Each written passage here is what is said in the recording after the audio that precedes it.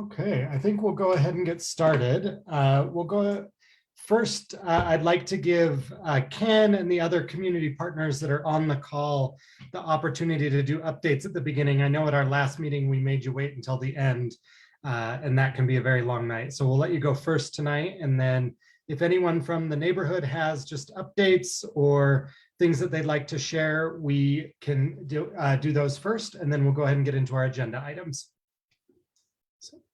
Ken, we can start with you. Thanks, Turner. Hi, everybody. My name's Ken Perko. I'm with the Sorensen Community Campus, a city facility on 9th West and California Avenue. I really wish this month I was giving an update that said we were back to providing a lot more programming, but unfortunately, we're kind of staying the course, providing the essential services that we have. There's a Salt Lake donated dental clinic on the campus. We also are providing technology access in our gallery space. We have recreation programming. Those of you who've been to this meeting before will know that I've spent many, many months saying the pool is closed for construction. We had a brief period where the pool was open. Unfortunately, we've had a very difficult time finding lifeguards. And so the pool is closed, but our boxing gym, basketball gyms, and fitness center are open by appointment. We also continue to provide youth programs, after school programs, and early Head Start program. At this point, we also have a wellness bus. The U Wellness bus comes on Tuesday evenings and is doing programming outside. Like I said, we were really hoping to be back to normal community programming and events, but we are taking things very slowly in terms of resuming community programming, and so focusing just on our essential services. But the buildings are open to the public, and we are providing those things that I talked about. And as always, I welcome any questions or comments or suggestions about the Sorensen campus, but otherwise I will leave it at that. Thank you. And thanks, Turner, for letting me go first. That was fun and exciting. Thanks, Ken. Does anyone else have a community update? We'll get to agenda items, but if you've got community events or things that are happening that you'd like to share, we can do that first. Hey, Turner, it's Jasmine. Hi, Jasmine. Hey, hey everyone. My name's Jasmine Walton. I work for NeighborWorks Salt Lake as their community engagement coordinator. We sometimes help with their community events, and we are helping promote a free expungement clinic for those who are 18 and older and have had some run-ins with the law. So if you know anybody, or if you yourself need to have your record expunged or sealed for whatever reason, I will post the link to register in the chat. It'll happen next month, but there are some preliminary steps that you need to go through to be accepted into it, but it's 100% free. So definitely want to make sure that people take advantage of it. Great. Thank you, Jasmine. And I'll be sure to share the link on Facebook for those that are watching the live stream. Any other community updates? Hey, Turner, this is Levi. I don't know if this is in the agenda or not, but there's a meeting tomorrow at 7 o'clock at the Pioneer Precinct, where some concerned residents of Glendale and Poplar Grove area will be discussing the other side village. Okay, do So you have a link to that? Geez, I do. I don't have it with me right now because I'm not home. So let me go ahead and try to get a link posted on this message. And I'll tell you what, Turner, I'll also send you a picture of the flyer right now. Perfect. And I'll post the flyer later. Perfect. Thank you. Awesome. Thank you. With that, we're going to go ahead and move over. Our first presentation is going to be from Melinda and Marco, who have a proposal before the Planning Commission for a development, or I shouldn't say development, for a zoning change here in the neighborhood. So Melinda and Marco, we'll let you go next.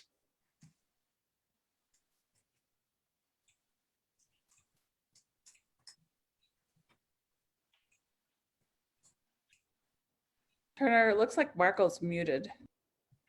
Okay. All right. Yeah. Can you guys hear me? Yes. Now all we right. can. All right.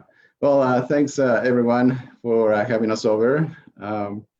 As Turner mentioned, my name is Marco Geronimo, and my wife, Melinda Geronimo, who's also joining us, would like to present a project that we're working on as a couple. Just to let you know a bit more about ourselves, we have 3 kids. We have raised them pretty much in the neighborhood. They are 17, 16, and 11. So we own our home in front of the Jordan Park right now. So let us tell you a bit about the project. Would you mind if we share a document, Turner? Absolutely. You should have the ability to do so. Okay, so just a minute.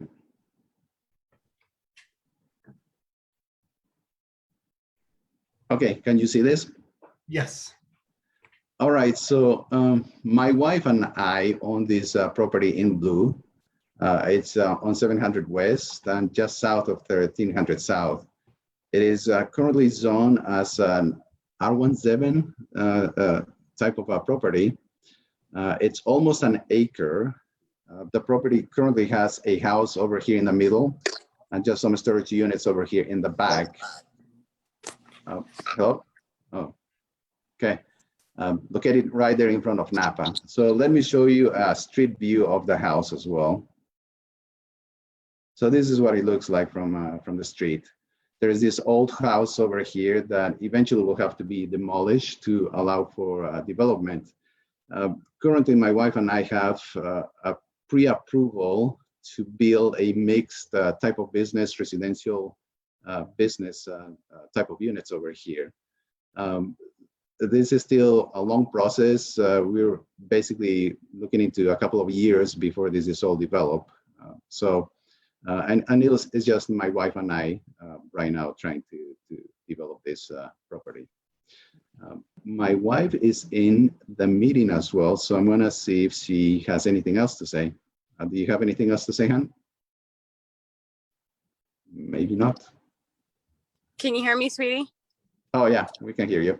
Okay, no, I was just gonna, if you wanna add the zoning that we're gonna move it to and what the benefits of doing so would be, just because the house is really old. I think I got on the assessor's website this morning and it's 1889 is when it was built, and it is starting to really settle and start falling apart. And then just having a small house on that big of a lot has been difficult to maintain. So if you want to talk about that a little bit, and then yes, like what my wife is referring to is basically what we want to help build something in here that will enhance the appeal of the community, curve appeal. That's what we're talking about. And it will, hopefully it will make a better transition between a business and communities. We have most of the homes on the north side of the property, just over here. We have some houses over here and mainly businesses further south. So we think that having a nice building over here, business, residential units, so it will be a nice transition between this area and the homes on the north side. Any questions? And anything else? Marco, would you mind stop sharing your screen so that folks can see you? Oh, yeah, sure.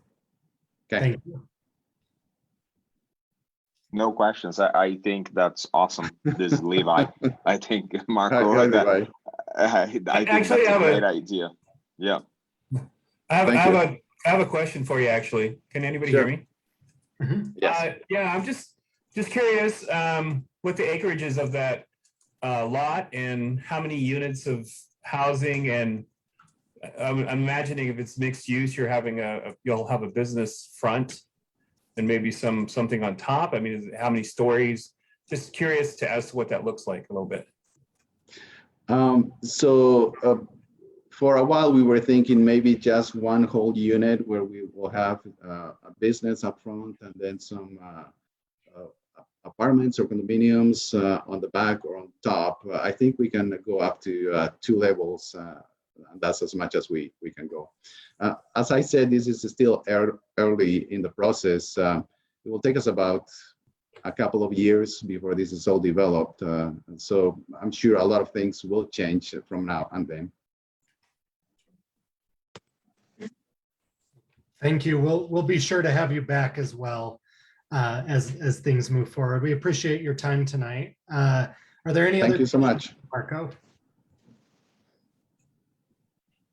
Doesn't look like it. I got a go question real quick. Hi, my name is Joshua Aguila. I've just got a question for Marco. How are you expecting to finance this, or what is the request as far as how are you expecting to finance the project that you requested? And what else do you need from the city, or what else are you requesting?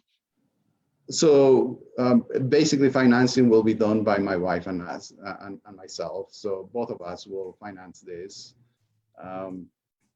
We have some other properties that we may have to use funds from to develop over here. We'll probably have to request some loans as well. So that's just an enterprise that my wife and I are getting into. Sorry, what was your other question? I was just asking how you finance it, and then what are you requesting from the council? What do you need as far as permission or zoning or? Yeah. So we still, as I said, we are pre-approved for zoning over here to use it as a mixed residential business. So that still needs to be completed. It's just a pre-approval, so we still have to go through much of the hurdles with the city. I think my wife could explain that a bit better since she's worked on this type of enterprises before. Anything to add to that, Han? No, that's pretty clear. The application is in, and as far as the community council, that's not necessarily an approval that we're looking for, but we just wanted to make sure that the community is aware, and if there were questions or concerns that they had, we're a part of this community, so we want something that's going to be a positive development for those, for everybody, and so we want to make sure that there's a voice. And always, you're more than welcome to reach out to us, give us any input that you may have. Maybe there's something we haven't thought of yet. So as we were saying, still early in the process. So a lot of things can change. Awesome. That answers my questions. Thank you. Thank you. Right. Thank you all. The next item on the agenda I'm going to move on to is Representative Romero. I believe today was interim, and so she's probably had a long day, and we'll let her go next. Yes, and as you know, I have two community councils on interim days. So right now, the legislature, we're meeting again. We took a 2-month period off just due to the fact that our staff were meeting with us and working nonstop during COVID. And so we wanted to give them a chance to be able to take breaks and take vacations, because we don't want to lose them. Today we had interim committees. And so when we meet on Wednesdays, we are meeting in our standing committees. And next month, we'll also have our appropriation committee meetings, and those will happen on Tuesday. So I sit on public utilities and law enforcement. And so those are the two committees that I serve on. The biggest issue that came up in both committees was the ozone. So as Turner knows, because he in his other role and his other job, ozone is an issue here for us in Utah. A lot of people think PM2 is a big factor, but in Salt Lake City and the Orem, Provo area, we're 8th for the worst ozone in the country. And so the ozone can impact you just like PM2s can impact you. So you breathe it in and it can damage your lungs. And so a lot of times that's why we tell people not to really exercise between 10 and 5 outside, because of our own zone factors here. So I guess what I'm trying to get at is DAQ, which oversees this, is trying to get an exemption from the EPA not to have to abide by their guidelines. And so they've submitted that in. And so some of us don't support that. And that was the topic of conversation in our committee meeting. As far as other things that impact us, right now redistricting is going on. Yesterday we met down in West Point, and so the Legislative Redistricting Committee met with the community, and I will send Turner all the other meetings. So if anyone wants to participate in redistricting, if you want to design your own map for redistricting, you can do that virtually, since most of the other meetings will be in the southern part of the state. So I will get all of that information to Turner.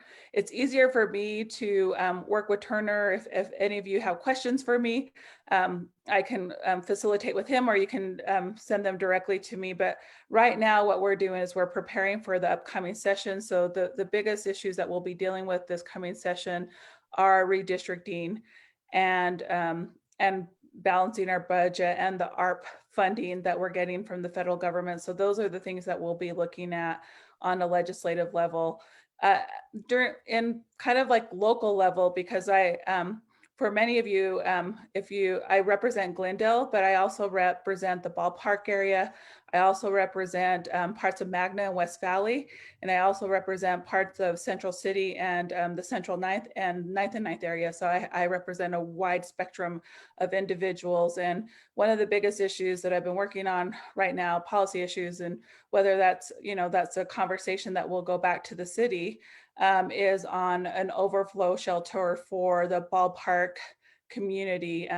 Currently right now in both of those communities, in the Central City community and the ballpark community, our district, House District 26, houses 2 of the homeless resource centers. When we decided to close, why not all of us decided to close?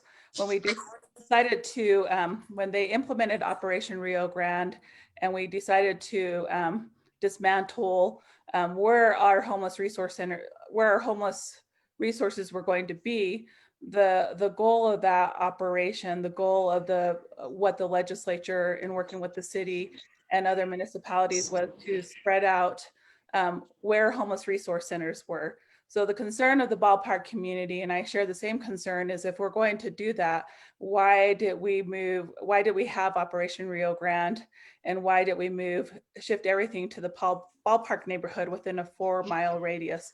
We're not saying that we don't want to help people who are experiencing homelessness, but we also want to make sure that everyone in the state is stepping up and not relying on Salt Lake City to solve this issue alone. And so those are the concerns of many of my constituents within the ballpark area.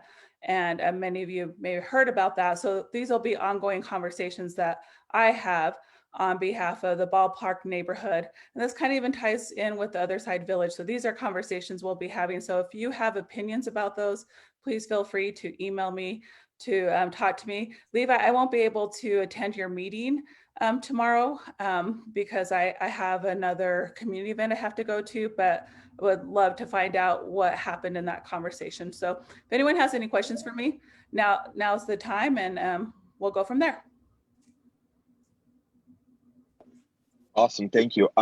So yeah, Levi here again. Yeah, I live in Glendale. Homelessness top of my priority right now. I've been working with Councilman Dennis Ferris, Turner, a variety of other folks from the city have been helping us, but still we're not doing enough. I would love to talk to you offline. I think the biggest thing is it's not about helping homeless or not helping homeless. It's about taking care of our children and our community, the community that already exists there, before we try helping anyone else. So I would love to talk to you offline about that. Definitely like to talk to you, Levi. These are some of the same concerns that are happening in the ballpark neighborhood. And so it's a universal concern within our community. And the concern I've raised with service providers is, again, when we shut down the road home, the whole purpose of that was to build smaller shelters, to have homeless resource centers to help people get on their feet. And it was supposed to be spread out through the state and spread out through Salt Lake County. And I personally feel like they're consolidating them in the ballpark in the Glendale neighborhood. They'll be moving a detox center into the Glendale neighborhood here shortly too. And I don't necessarily have issues with that. My thing is having a conversation with not only city council elected officials, but state elected officials and that those conversations didn't happen with myself and some others. And so I share your concerns because I walk the Jordan Parkway. I live in this neighborhood. I have a lot of people who share concerns, and it's not a us and them issue, but it's about safety for everyone. And so I definitely would love to talk to you offline, because these are similar concerns I'm receiving from the ballpark and the central city neighborhood of my district, of our Awesome, district. thank you.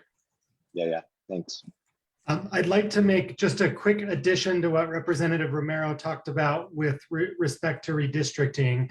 Glendale will actually be hosting the Utah Independent Redistricting Committee or Commission on October 1st. I don't know the time or location yet, but I will, as soon as we get that flyer and information, we'll make sure that we post it. That would be a really great opportunity for residents to participate directly in the redistricting process. So we'll make sure that we get that info out when we have it.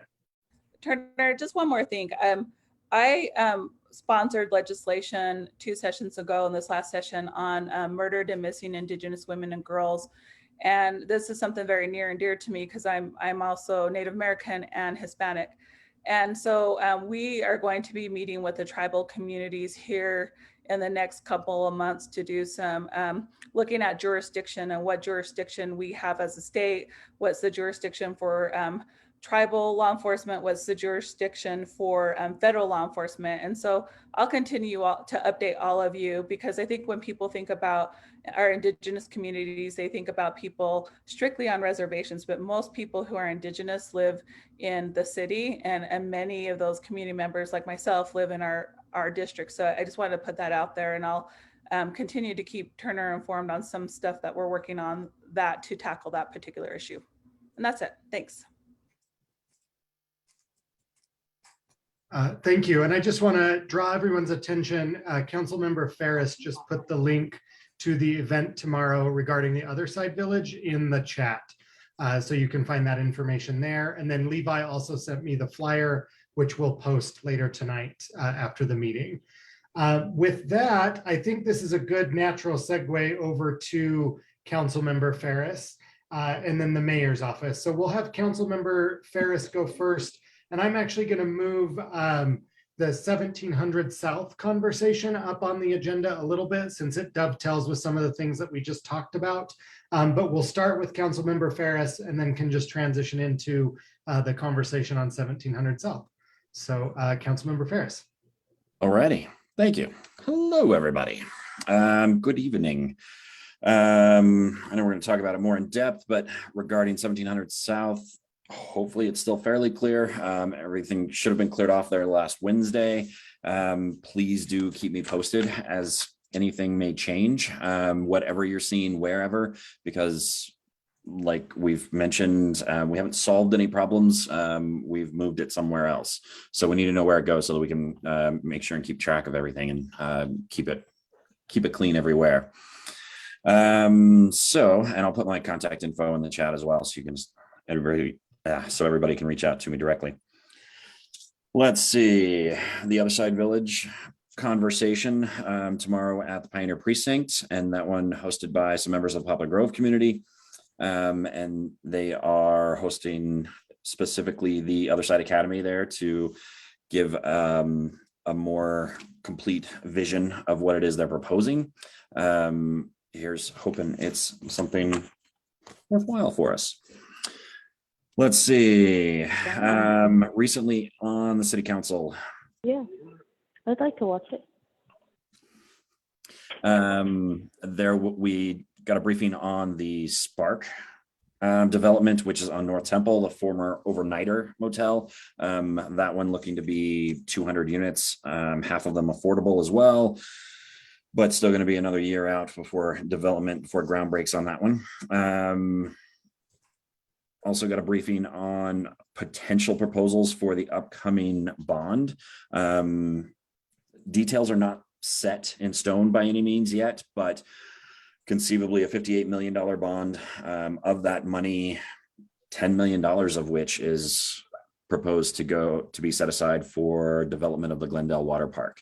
That, in addition to the $3.2 million that we already allocated in the CIP process for the Glendale Water Park, and then also an additional 3.4 million specifically for West Side parks. There's currently a rough draft list of 3 West Side parks, including Modesto in Glendale, and then Poplar Grove Park and Jackson up in Fair Park. But again, nothing set in stone just yet, but that's the rough draft so far. Feel free to jump in if anybody's got any questions along the way here. I know I'm throwing out a lot. Something pretty cool with the inland port, as cool as can be hoped for, I suppose, coming out of the inland port, the tentatively titled West Side Community Initiative. Inland port housing funds. There is a small percentage of the tax increment from the inland port that the city had negotiated with the state to set aside specifically for development of housing and economic development along the west side. So that will be really good to see that coming along. And those plans, again, still in early stages, but it's great to see that there's some options there. Let's see, CIP programs, our applications are going now. I'm sure Mayor's office will talk about this as well, but applications are open until September 30th. Do please, anyone, everyone, any ideas you have regarding improvements that can be made within on city property, any public property. So in the past, I know for me, I've done applications for the Hawk crossing signal at Chapman Library to be able to cross 900 West, or the pergolas and benches and trash cans along the 9 Line Trail. We've done it repeatedly for neighborhood identifying signage, although those have not been approved as yet, but I'm trying a bit different tactic this year. So we'll see what happens there. Basically anything at all. It's a budget from $50,000 to $500,000. So there's a pretty good chunk of cash. And this is frankly the best pool of money to pull from to be able to fund those types of programs. So do please join in there. I will grab a link as well and put that in the chat too. It's not that difficult an application. It's of course not the easiest, but it is relatively easy. You don't have to know all the details. I want to emphasize that whatever you put in, even if it's as simple as we need a crossing signal here, or I know I've been talking to one constituent that's proposing traffic calming measures along 900 West.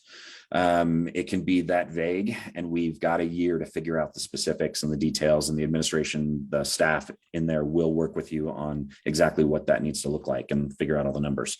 So please jump in on that too. Let's see.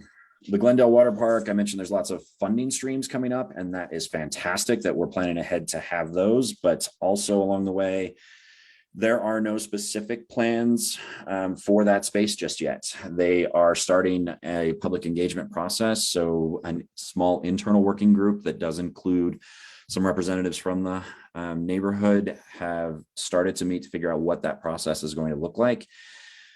And there are no specific plans laid out already because they want to hear it from the neighbors. So that means all of you do please stay tuned so that we can engage and figure out exactly just how cool that space can be. It will definitely be a park. It has to be a park moving forward now and forever. So let's make it the coolest darn park in the valley. Especially since we've already got effectively $13+ million to put towards it. So let's make it count. Let's see. There was a mention of, I talked to Turner about this earlier, after the Utah State Legislature's Executive Appropriations Committee yesterday was briefed on the vote from the State Homelessness Council, which approved $3 million to be allocated to shelter the homeless, to potentially purchase the existing VOA detox property in the Ballpark neighborhood. It's on Brooklyn Avenue, very near Target, just off of 300 West. If that proceeds, that is an if, there's a lot of things yet to fall into place on that. Certainly a lot of upheaval and opposition as well. So we'll see what happens there. if that proceeds, then that of course displaces VOA Detox. VOA Detox is looking to expand, and it has been mentioned potentially a space on Redwood Road. The exact address is not public information yet, but I will certainly keep everybody posted as best I can, as soon as I can. Spoke to Turner earlier today about that. So after that happened yesterday. So feel free to let me know if any questions. I'll open it up. That was a whole lot of info. Looks like Councilman Ferris. Yes. Oh, Levi, if I can go real quick, do you have an update on getting security officers at the water park again? I do not, but I will continue to pursue that. Awesome. That was one. And then the other one is, so is it finalized, like that they're going to, because we already have one homeless shelter off of 3rd West by the wine store, the state wine store. We're thinking of, yeah. Are we thinking about putting yet another one? Because right there, you already have a problem with drug use, and we've had violence. We've had a homeless man that was almost murdered by another man earlier this year on 3rd West.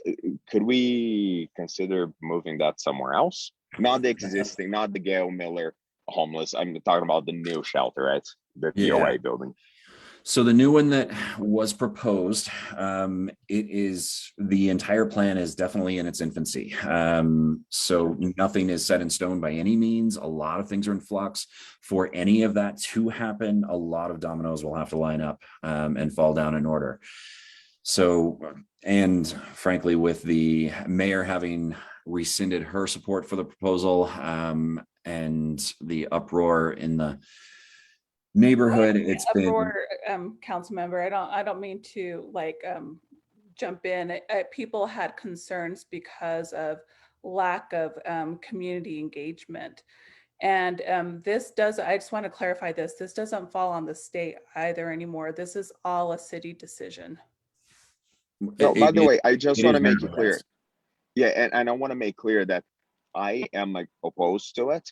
And so are all my neighbors. And if we need to sign a petition, whatever we need to do, if I need to round up as many people as we need from the Glendale area, we are seeing our neighborhood go down the drain.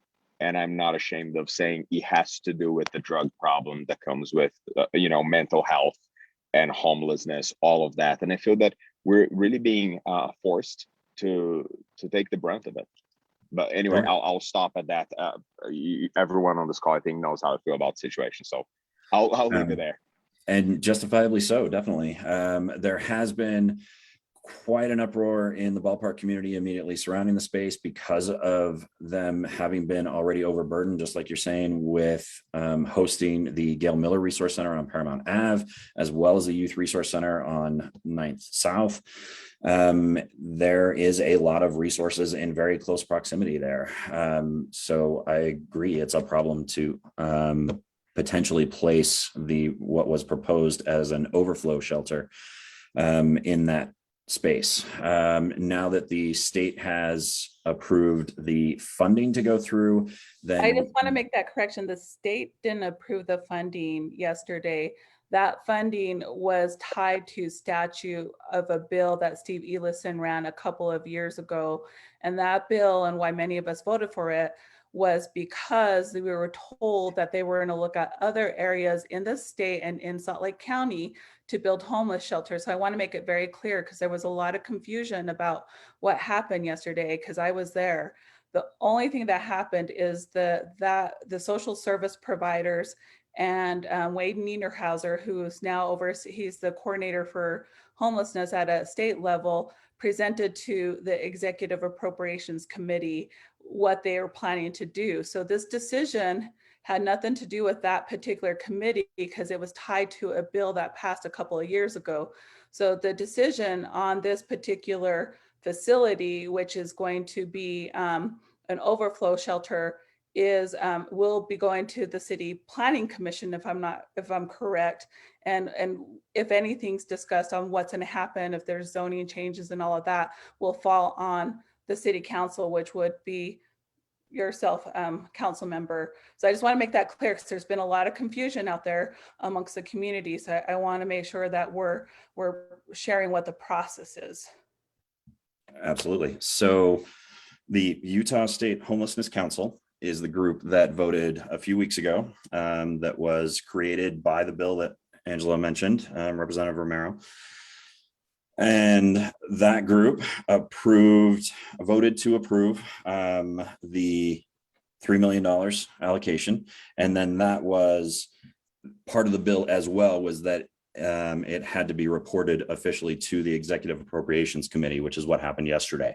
So with that official reporting being done, it is now passed through the state hands, and now it's would go to the Planning Commission, and then to eventually to City Council if it moves forward.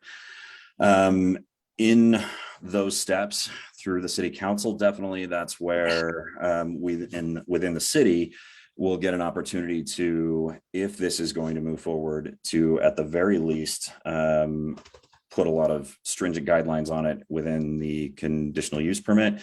But that's, like I say, if and that's assuming we can't just get it to go somewhere else in the state as well anyway, because we need more resources everywhere to be able to spread this responsibility out.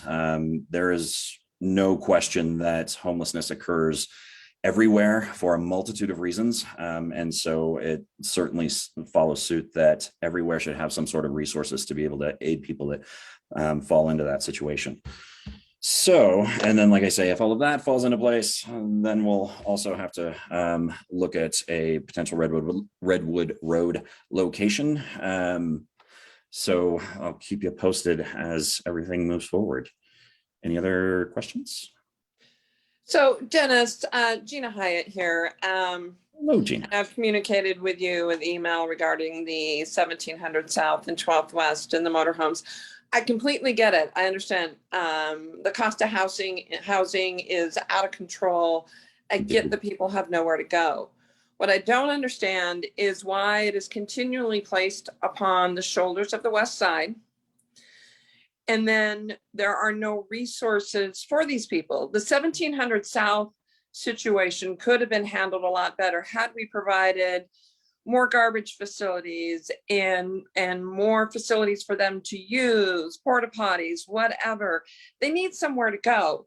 But let's just not shove them from one spot to another, because now they've branched out and they've singly have moved into different spots throughout the city.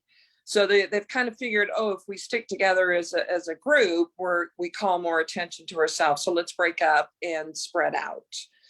So that didn't resolve anything. The city really needs to look at providing a facility for people, a place for them to go, and not just a nighttime shelter. Because the problem is when you just have a nighttime shelter, everybody goes in, everybody sleeps, you kick them out in the morning, you lock the doors, and you send them out to wander the streets. And that's when the trouble starts. There needs to be some sort of facility where these people can go, have a place to stay throughout the day, get whatever counseling they need, whether it's mental health, substance abuse, alcohol abuse, whatever their issue is that is causing the situation, whether it's more training for a better paying job, whatever. The city just can't keep building these shelters on the West Side, letting people have a place to go and sleep at night, and then boot them out to run the streets and run wild during the day. Because that's the problem. And I see it in Ballpark. When I drive over in that Ballpark neighborhood, I see what they're complaining about and I understand it. And I'm starting to see it more and more in Glendale. On my street in Emory, homeless people or unsheltered people walking the streets looking for something to do because they have nothing to do because they don't have employment. So just putting a place for them to sleep at night is not the answer. You need to get some proper resources to handle the situation, train these people so they can get a good paying job, give them the mental health support that they need to resolve the issues so they can function better in life. And if they have a substance or alcohol abuse, if they're willing for treatment, give them some treatment, help them out. I absolutely agree. What we're doing is just absolutely asinine, and it's compounding the problem. And the fact that the city just keeps, well, throw it over on the west side, give it to the west side, they can deal with it. Well, yeah, we can deal with it, but give us some money to deal with it. And I agree with you, and I want to support Dennis on this part. The state needs to step up too and provide the funding and the resources to help the city address this issue, and other municipalities have to step up, because again, we can't do the Band-Aid approach. We really need to look at the root cause. And because I understand there are a lot of people who are in need. There are a lot of people that need mental health services. There are a lot of people that need help with drug addiction. There are a lot of people that are working 2 or 3 jobs and just need to be able to afford a place to live. So we need to address those issues, and that will tackle some of the other issues that our neighborhoods are experiencing. Because I don't want anyone to think that I am opposed to helping people, but I just think the approaches that we've been put in and the circumstances we've been put in as a neighborhood are unfair. Right. Guys, if I can jump in just for a second, Gina, and I live in the area that you live in, and what are we suggesting we do with people that are unwilling to accept help?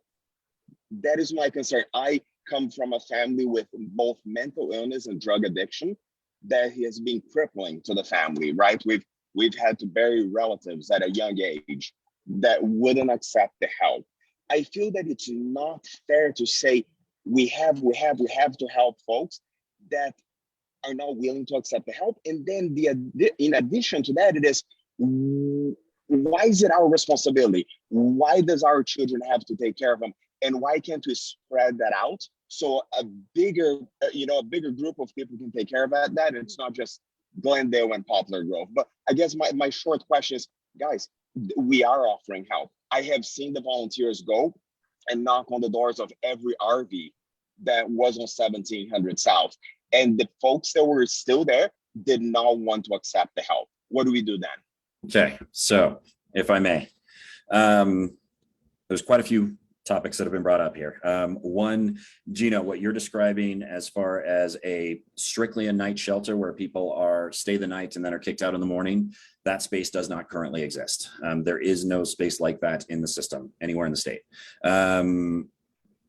And that's very specifically why we actually got away from that model, because what you're describing is absolutely horrific and nobody wants to see that. So we did, with the abolishment of the old road home shelter and the transition to the new homeless resource centers, it actually does allow for people a place to stay, to store their belongings, to connect to resources of all sorts, whether it's employment, housing, detox treatment, substance use disorder treatment, medical, all that stuff.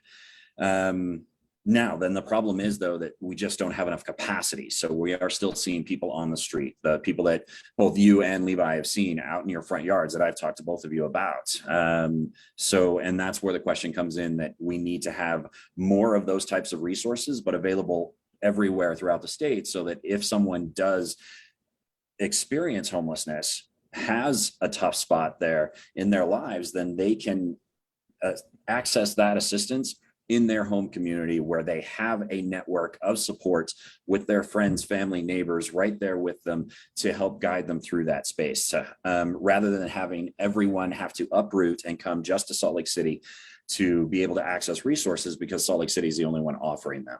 So, and right now we are in a very tough spot, that there just is not enough capacity for all the people that are suffering, and that there is a direct correlation between the cost of housing and the rising levels of homelessness. Absolutely. Yeah. What's that? Absolutely. The cost of housing is out of control, and that's what's driving us. And so we want to talk about an ultimate solution. I mean, quite frankly, the only ultimate solution to homelessness is a home. And the only way to do that, we have to invest in more affordable housing. So with, for example, the last budget, the city is putting in over $11 million into affordable housing over the course of the next year. However, there was also a vote in the, and this one I'm going to have to ask for Angela on exactly which organization, which segment of the state voted on this just the other day, but to take, to allocate up to $200 million of ARPA funds, the American Rescue Plan Act, of that money throughout the state for affordable housing, 100 million of it for deeply affordable and 100 million for affordable in that 40 to 60 AMI range percent, and then as well as case management. So those are fantastic investments, but sadly it will take time for those to ramp up. But that's truly the only solution we can work on. And now we just have to work on getting other communities throughout the Salt Lake Valley, but throughout the state to also step up and accept some of the responsibility too, so that we can all take care of our own people. Yeah, and I would agree with Dennis. And yeah, that funding probably went, that wasn't my committee. I think that was probably social services, and that went before EAC yesterday, where they like heard budgets and stuff, and that'll be voted on in either the special session that we'll be having because of redistricting, or during the general session. So again, all of this takes time, and I'm glad to see my colleagues slowly shift this way. It's taken a while, but it's happening. But again, I agree with the councilman. It's housing first. I mean, we really have to focus on that, but we also have to make sure we have the facilities also to help people with addiction. Because I have First Step in my on the eastern end of my district, and you've seen that organization work with the community there. You don't see the uproar. And so I think there's ways to do effective programming, but you have to have the right people managing it, and you have to have the affordability, because the thing that happened with the homeless resource centers is that there wasn't enough funding for staff and everything to manage these centers. And so that's the other thing, is you can't put, again, I'm going to say this again, and you can't put this all on the back of Salt Lake City, and you can't put this all on the back of the ballpark in Glendale neighborhood. Other parts of the city need to step up too. And so again, the state has to be a partner, and we're hoping that will happen with Wade Niederhauser, who used to be the Senate president, who has a lot of influence over his colleagues. So I'm hopeful to see what's going to happen. But again, a lot of the people, both in Glendale, Poplar Grove, Central City, Ballpark, are frustrated, and they have every right to be frustrated. I don't want to take that away from them, but we also have, there also has to be a compassionate piece too, and it's complicated because they collide all the time.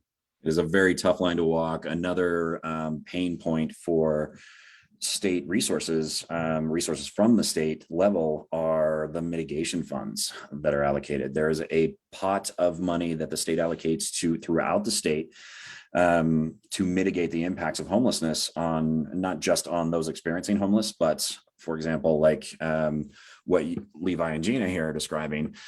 And that pot is mandated by the ordinance that created it, that 60% of it goes to South Salt Lake and Midvale, even though it's Salt Lake City that hosts the vast majority of the resources and therefore the population. So I think something like that is off kilter. That pot should be, frankly, a much larger pool, and we need to get a fair share of it. But that's, Angela's working on the state level. And so we'll keep trying to get. I had this exact conversation with Representative Elison, the sponsor of the bill, myself and Senator Escamilla today. So these are ongoing conversations that we're having. We're like, look, involve us so that we can inform our communities, but involve us because we might have solutions that you might not have, or we might have a perspective that you might not have. So I'm hoping the blowback and what happened with the ballpark and the overflow shelter will bring more people together, so we problem solve together instead of silos. Absolutely. And then along the way, even though there's a lot of great resources down the pipe, we still have to take care of, like Levi's describing, maintaining the safety and cleanliness and security in our own neighborhoods. So even though it may be painful to have to push someone along, but if that's what it takes to, much like when your mom comes into the living room and says, pick up your crap or I'm throwing it away. That's effectively what we're doing when the city and in partnership with the county health department does a camp abatement. It's pick up what you need to keep and move aside so that we can clean the area and take care of any excess trash, needles, feces, whatever might be there, and keep the neighborhood clean. So it can be painful to watch, but it is still a necessary step. And it's definitely tough to not be able to offer all the resources at once, but we've got to try and balance all the different things. Gina, you're shaking your head. Do you have something? Yeah, no, it's just, just picking them up and throwing their shit away. And it just, all you're doing is moving them from one location to another. It's not solving the problem.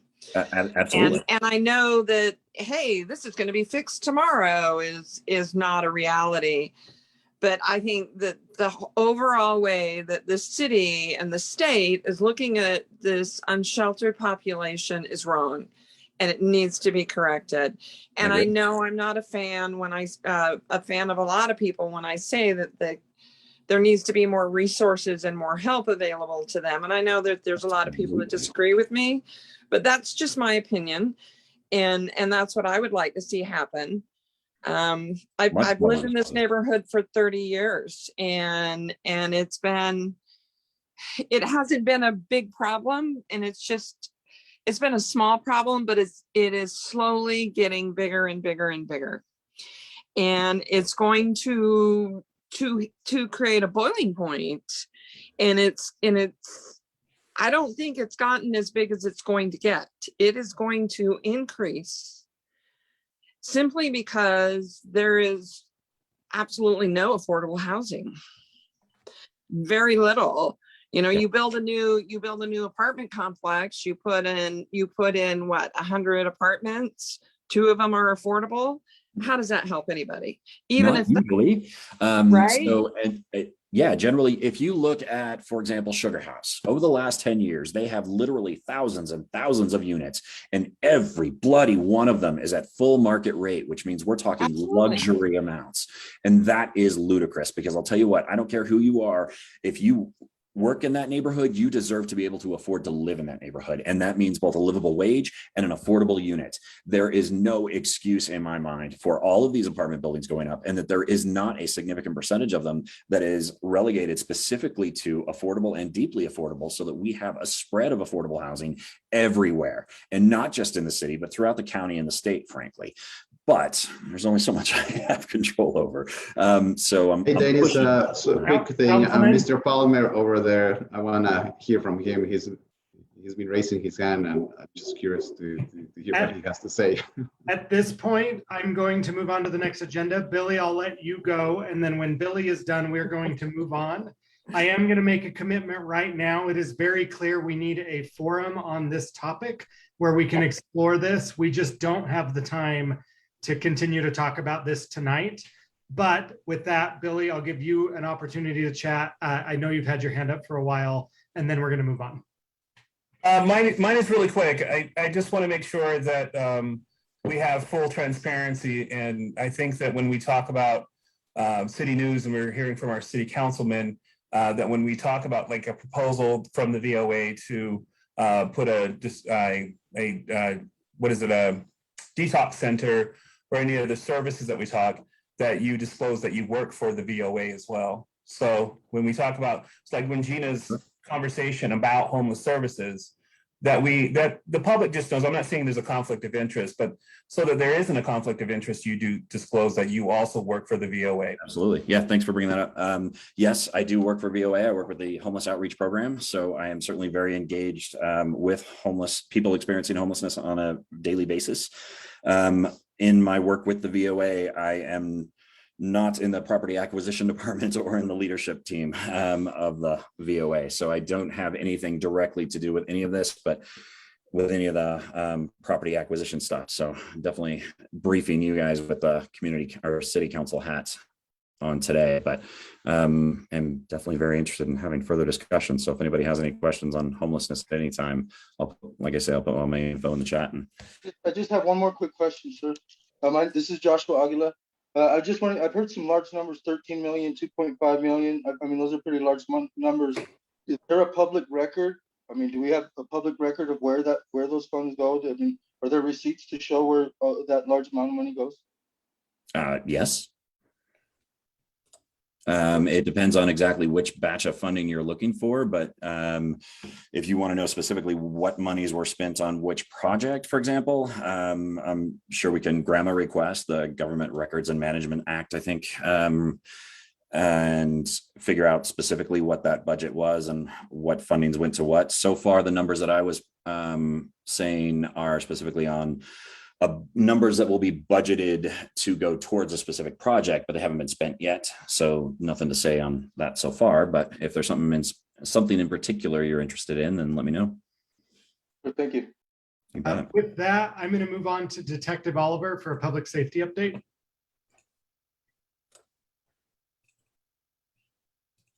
Are you sure? That was going pretty good. I think we could be here all night, so we're going to move on. But I am committed. I'm going to let everyone know we will host additional forums on this topic because it's very clear we need additional conversations to be able to talk about all that there is to talk about. So this is not the end by any means. We'll continue to have these conversations each month, and then we will schedule additional conversations for some of the bigger ticket items that were brought up tonight. Perfect.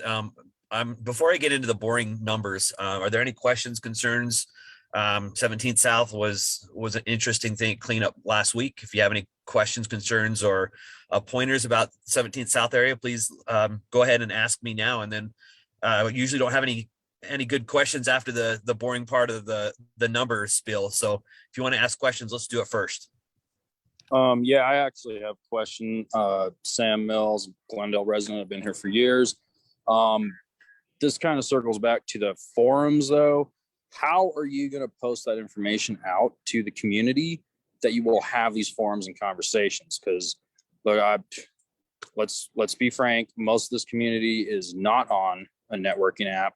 Most of this community is not checking the community council Facebook page or the mayor's page. Does that make sense? Is there another way you can post this? Because I just barely got a flyer today about the meeting tomorrow. Is there a better way you can actually get this out this community? Is there a way you can get this out this community in, let's say, Spanish as well? Turner, that might be a better question for you to answer on that one. Yes, and I don't know that I have a good answer for you. If you have suggestions for ways we can get this information out, I will take any suggestion that you have. I'm using the platforms that I've got currently, but if you have suggestions, I'm all ears. Sounds good. What's the best way to reach you then? I think I do have your email address and I'm on that neighbor app or Nextdoor app. So would that be the best way? Yes. And then I can put my email and my cell phone number in the chat so that you can text, call, email. And then if you have suggestions for ways to reach folks, this is something that we're continually trying to figure out. And honestly, being forced into online forums and not having our regular meeting at the library has just compounded stuff. So I'm all ears for suggestions that you have, because that's something we really, really want to do, is reach all of our neighbors.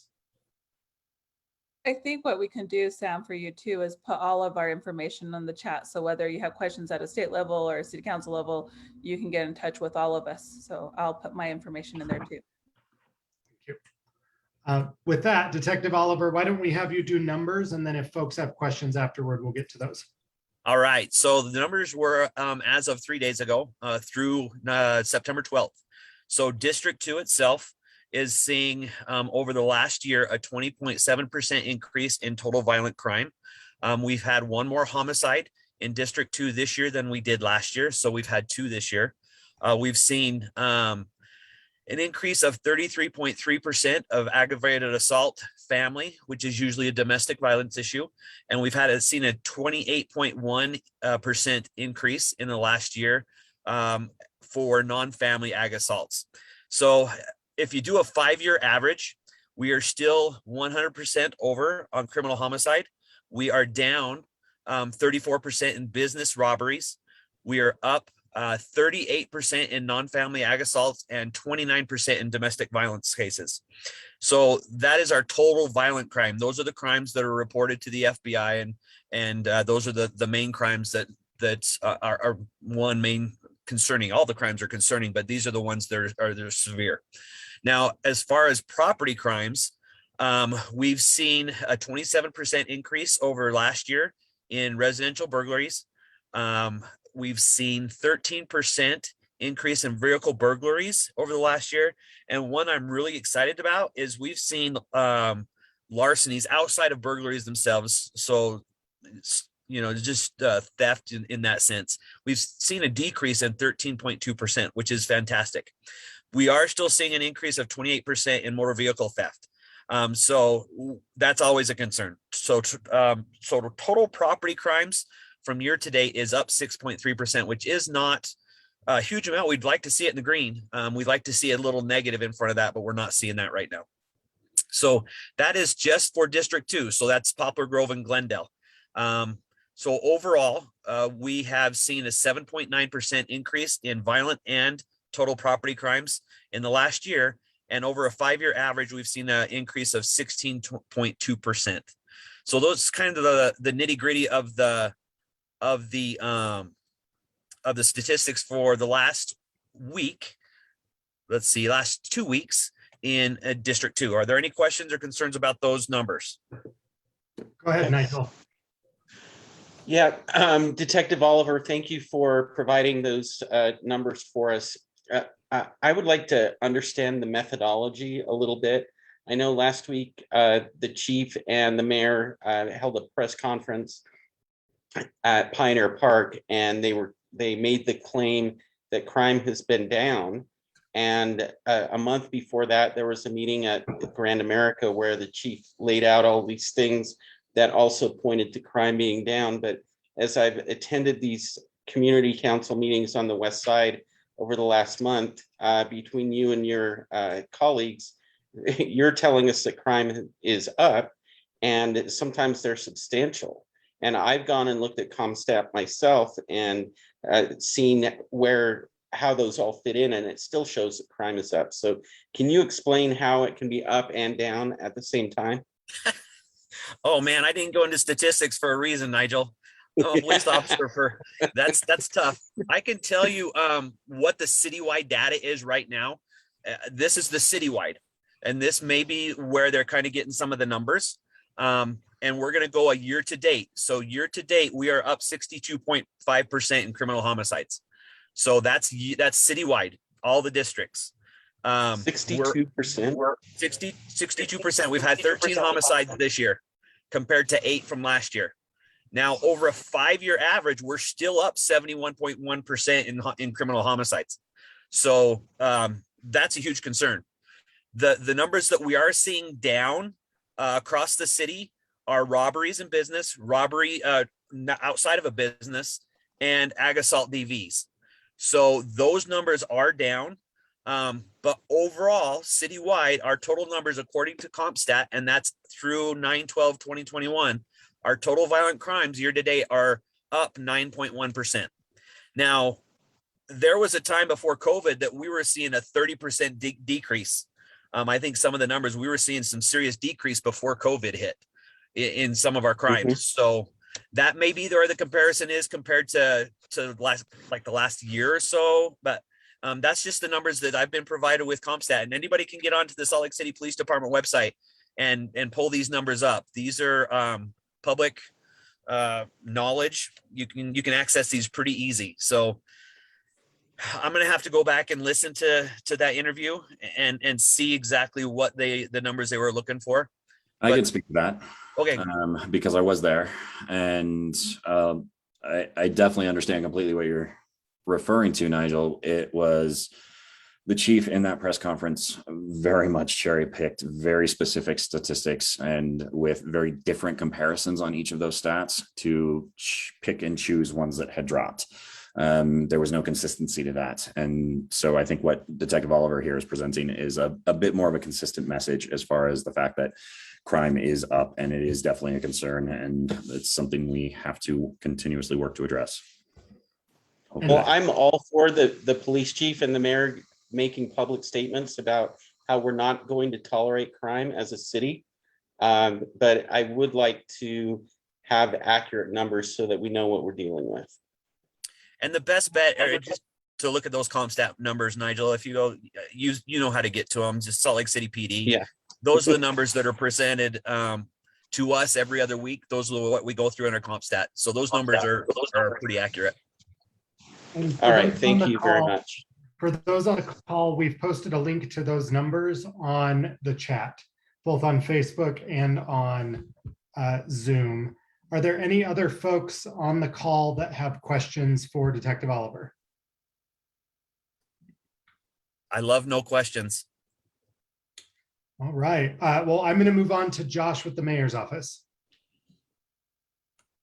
Good evening, everyone. My name is Josh Raboyo from the mayor's office. I'm the community liaison in the community outreach section of the mayor's office community outreach team.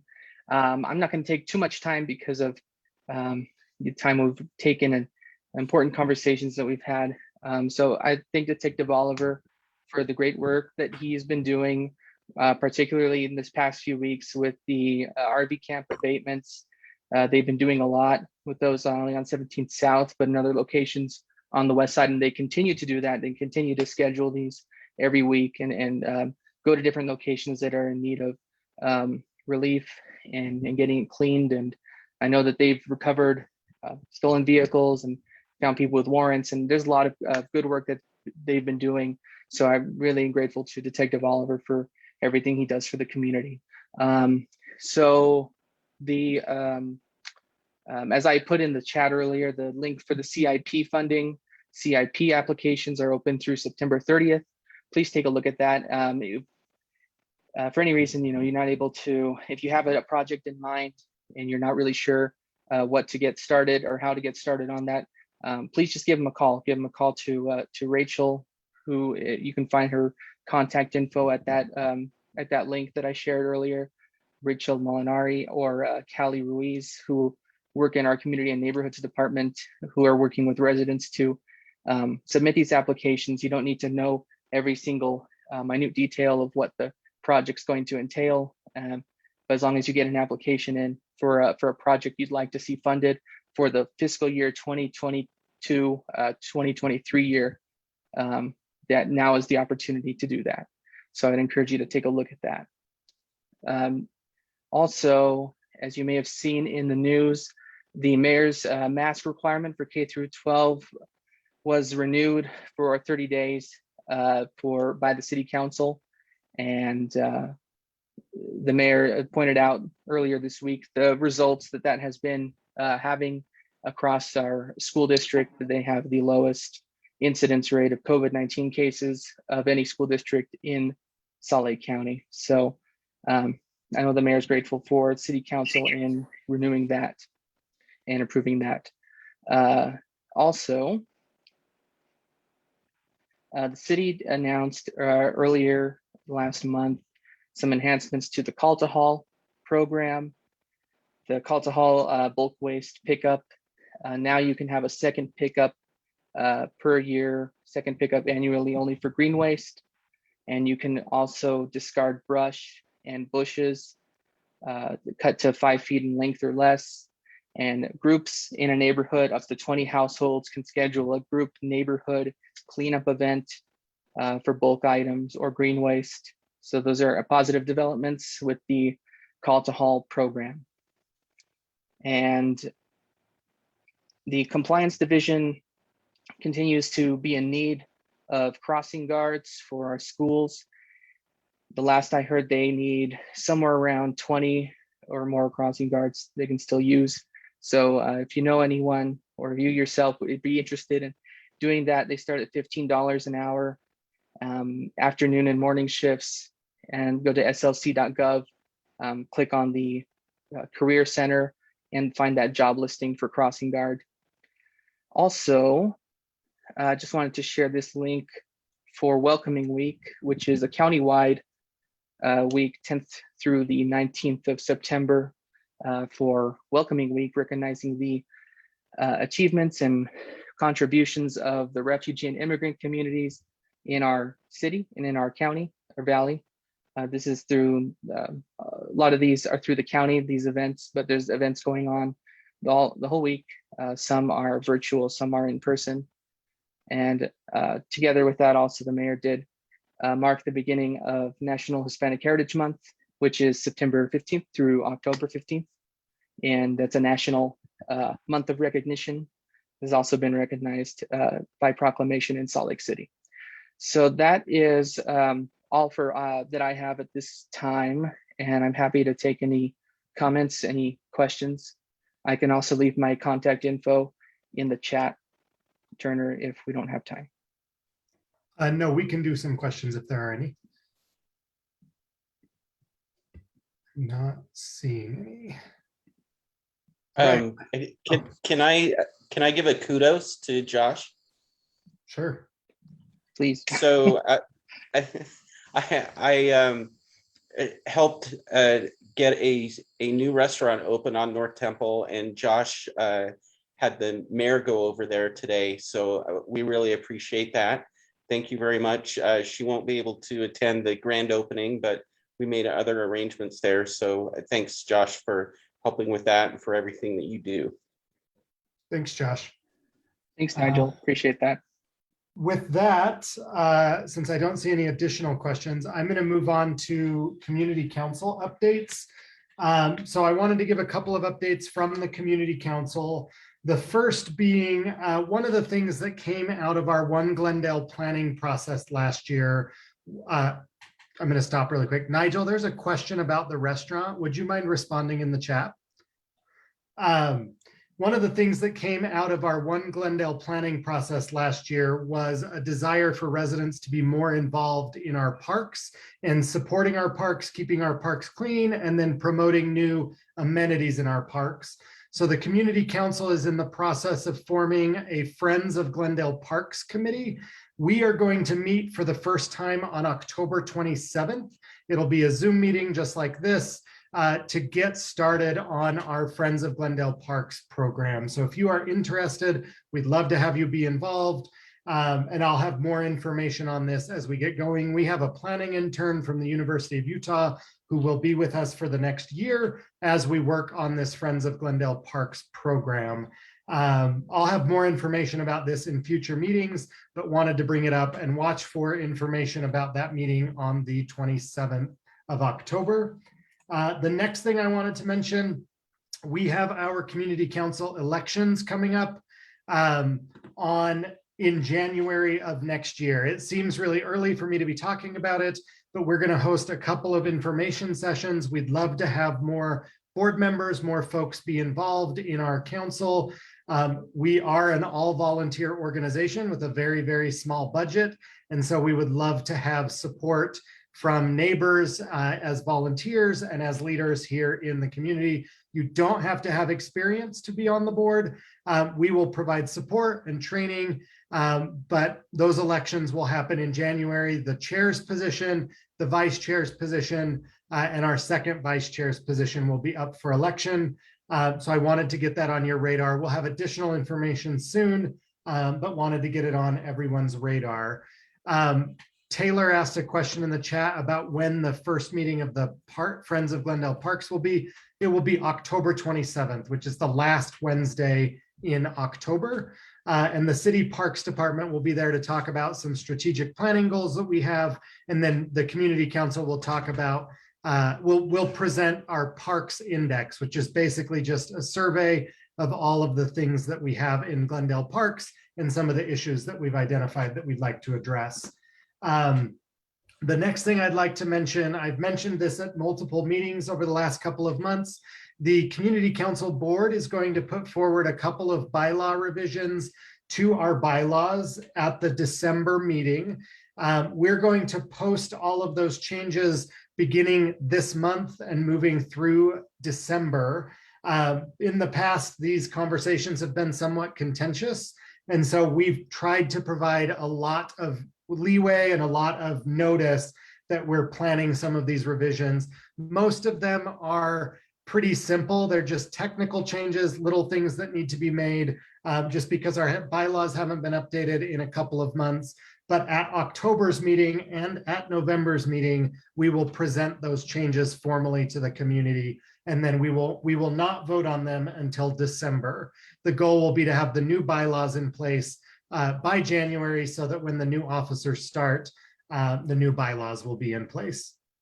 And And then the last thing that I wanted to put out there, we will be sharing out some flyers and information. We have a number of volunteer opportunities for folks to be involved in the community council. One of them is involved in our Buy Nothing group. So last year, the community council joined the Buy Nothing movement.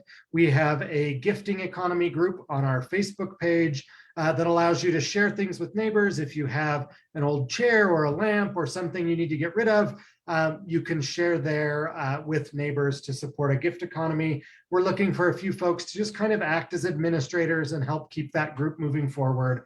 The next thing is our Keep Glendale Beautiful Committee. Last year, the Glendale community joined Keep America Beautiful. We're actually the very first affiliate of Keep America Beautiful in the entire state of Utah. And Glendale is really a leader there. And so we're looking for folks to be involved in Keep Glendale Beautiful to help schedule neighborhood cleanups and organize beautification projects. So if you're interested in that, we'd also love to have you involved in that. I've already mentioned the Friends of Glendale Parks. And then the last one is the Glendale Arts Committee. So we have an active Glendale Arts Committee.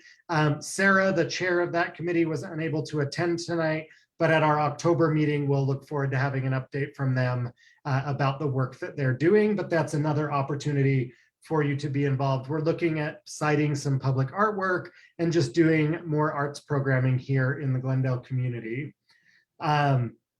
Those are the updates from the council. We do have one piece of council business. The board would like to nominate Paolo Aguilera to our board as an at-large member. Paolo's been volunteering with us for a couple of months, has been helping with outreach and kind of shaping the Friends of Glendale Parks. And so we'd like to make a nomination of him tonight to join the board.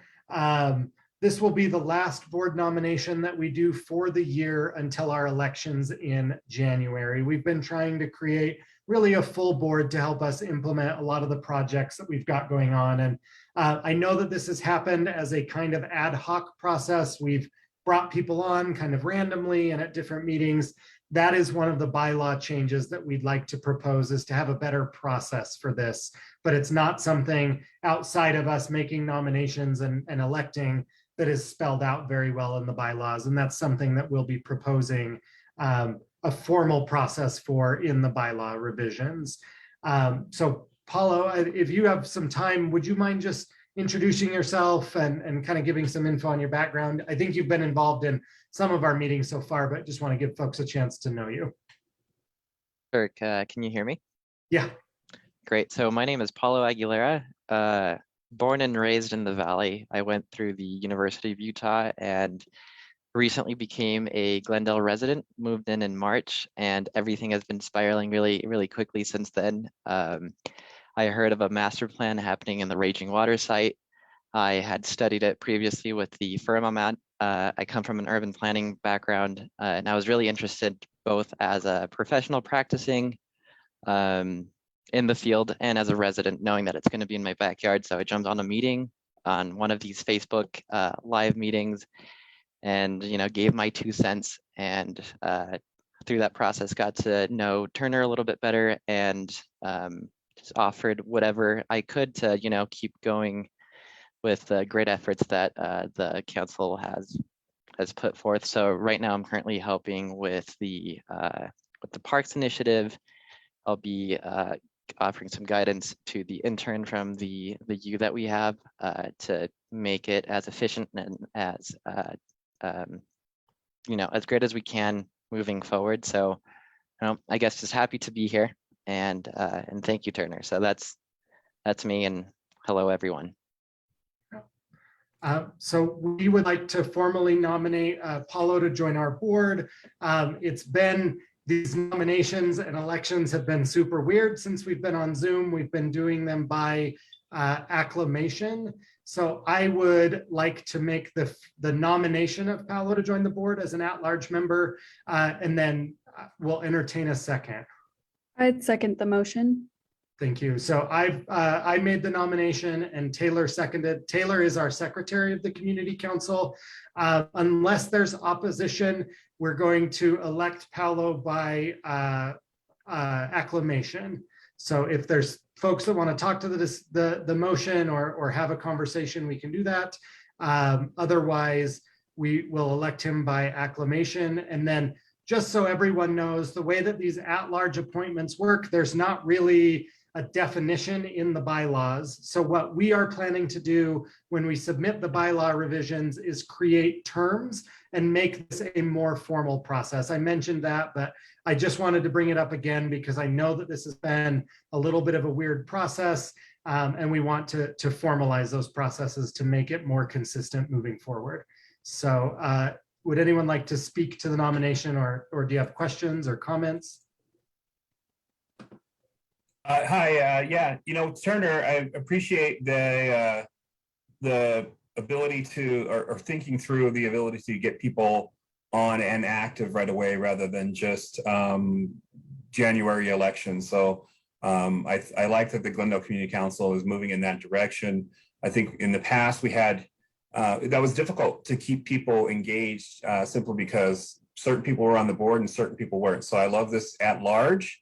I think that's what we envisioned when we restructured the Glendale Community Council some, I don't know, 8-9 years ago. And to see the diversity that we have on the Glendale Community Council now is really, really great to see. So I appreciate this, and I love seeing this process. It's really good. I do think you should make sure that the language is very clear in the process, but I really like that you're moving in this direction. I think it's very progressive. Thank you. Turner, I would just echo Billy's point. I've been attending, I'm going to age myself, Glendale Community Council meetings for 20 years now.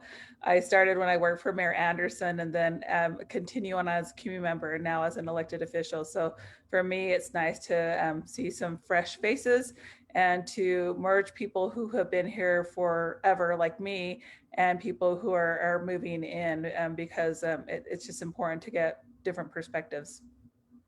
Thank you. And for the folks that are on the call, if you are interested, if you want to be involved, we want everyone to be involved. And so if you're interested in a board position, if you're interested in volunteering or want to join a committee, I've put my phone number and my email in the chat. I'll do it again before the meeting is over. I would love to talk to you. We would love you to be involved as well. Really, as many people as want to be involved, we want to have involved. But we will tighten down this process and make it more formal moving forward. But any other questions or comments?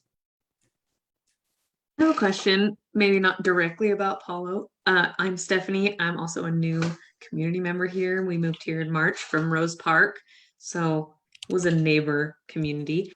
My question is, who here is on the community council? Yes. Can I come back to that question really quickly? I'm going to wrap up the motions that we had. Unless there's anyone who wants to speak to those two motions, we'll go ahead and rule that those passed by acclamation. Welcome to the board, Paolo. So now what we can do, I'll start off. My name's Turner Bitton. I'm the chair of the Glendale Community Council. Taylor, do you want to introduce yourself? Sure. Hi, everyone. My name's Taylor, and I am the secretary of the Community Council. I've been involved throughout the course of this last year, and I'm excited to continue on and hopefully participate, in the future as well. And then we have several board members who couldn't attend tonight. Cody Egan is our treasurer. Ashley King is our first vice chair. Latu Patatefe is our second vice chair. And then we have Stephen Kapownik, who is an at-large member. And I believe Joshua is still on the call. Joshua, are you still? Yes, sir. Yes. My name is Joshua Aguila. Joshua Aguila. I serve on the board, volunteer. Just recently moved to West Valley. However, I'd like to stay involved and learn some more with the community council. Cool. And that rounds out our board. So that is the board as of right now. One of the things that we will be proposing in the bylaw revisions, and I'm going to, like I've said a couple of times, I'm going to go over these in depth in our October and November meetings so that it's not a surprise. But one of the things that we're looking at doing is adding some districts within Glendale so that we have good geographic representation of the neighborhood. And we'll talk about how we're going to handle that and the proposal for doing so. But that's one thing that is important to me, is making sure that as we get a lot of new folks moving in and areas of the neighborhood grow, that those areas don't completely dominate the other areas of the neighborhood. So we'll be adding some districts. So for our at-large seats. Did that answer your question, Stephanie? Yeah, that's great. Thank you so much. Great to meet everyone. I also just dropped in the chat a link to our website that has, all of everyone's faces and a little bio about each of us for anybody else who's interested. Perfect. With that, are there any last questions, comments? We're at the end of our agenda, but I'm happy to answer any questions, any suggestions. Thank you to all of our elected officials for being here tonight. Thank you to all of our city representatives for being here tonight. And then most of all, thank you to our residents for being here tonight. We really appreciate you participating, and we look forward to seeing you again.